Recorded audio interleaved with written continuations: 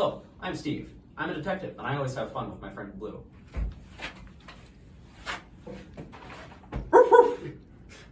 I always call for you when I need help. Last week we solved the problem of who stole Blue's dog treat. Those darn dog treat thieves. Luckily, we stopped them before they stole any more yummy treats. Yay!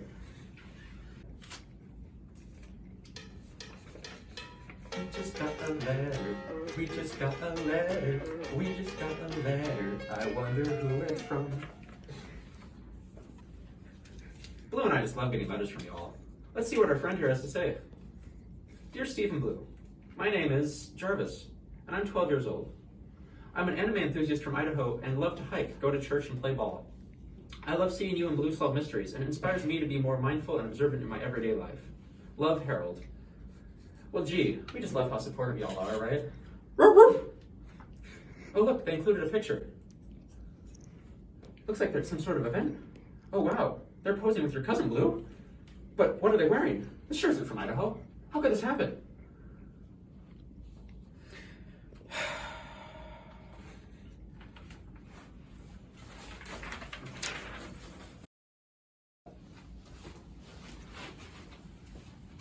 How and why did globalization change culture over time?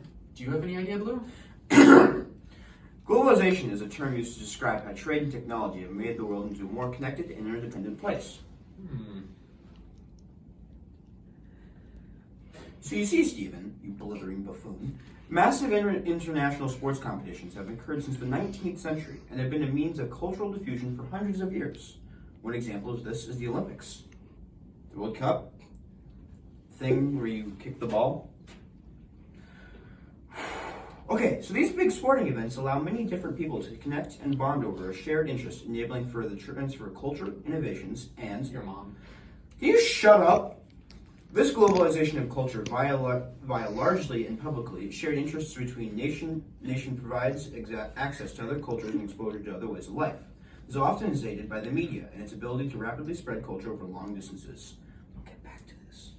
Not unlike other markers of culture, sports are an intersection of many aspects of life that make up humanity, including race, class, capitalism, and morality. Thus, intersection between cultures in the world of sports still impacts our real-world culture. Let's look for more clues. Right behind you, Blue.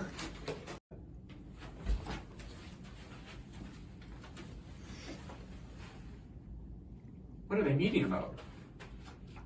This is a UN meeting. The UN, along with NAFTA, were organizations consisting of multiple countries formed after World War II and the Cold War to promote collaboration rather than competition between countries. Is that it? No. The UN, NAFTA, and the EU also regulate international trade by placing tariffs and sanctions on imported and exported goods. Tariffs? Sanctions? What are you saying? Tariffs are taxes imposed by a government on imported or exported goods, while sanctions are rules placed by governments or organizations, like the EU, that prevent a country or countries from buying a specific product from another country. I guess that makes sense. It's a picture of shopping bags. What does that have to do with anything? Well, it has to do with the most important aspects in our modern life. Religion. Religion? How? Well, due to the growing consumer culture and materialism among younger generations, it caused the evolution of religion and the rise of non-believers. What's consumer culture and materialism? Consumer culture is a culture that focuses on the spending of customers' money on material goods to attain a lifestyle in a capitalist economy. And materialism is a tendency to consider material possessions and physical comfort as more important than spiritual values. Slay. Also, during this time, there's an adaptation so that many religions, including Buddhism, Hinduism, and Sufism, and the growing of non-conventional religions such as Protestant and non-denominational Christians. What an interesting doodle. I love seeing the imaginative art of our young viewers. It isn't some art of some deaf, perceptionless child. This is Pablo Picasso's famous painting, Guernica. It is painted in the style of Cubism, a movement in the world of visual art that saw prominence in the early 20th century involving the depiction of a subject from several differing angles layered together as to create a larger image of what was once being portrayed. Why is the music skipping like that? Do you think it's broken? The record player isn't broken, by the way. That's jazz music. Meaningless. Jazz? Yes, it's a style of music that rose to national and eventually international prominence following the Harlem Renaissance, a period of extreme cultural growth fueled by the exodus of African Americans from the Jim Crow-ruled South to Harlem, a neighborhood of New York City. The Renaissance fueled the rapid spring up of African American culture, music, and art into the mainstream. Similar to African American culture becoming mainstream in America during the Harlem Renaissance, throughout the period of 1900, the culture of America began to diffuse into communities around the globe. This involved American movies, music, and art culture, such as jazz music, Hollywood, and films. This process of the spread of American culture to other communities and nations is known as Americanization. Well, with that logic, shouldn't American culture have wiped out everyone else's?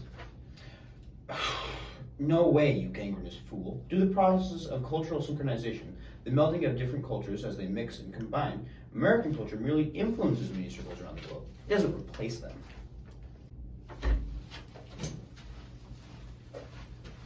So, Steve, today we learned about the globalization of culture, using examples of sports, artistry, religion, and other culture aspects.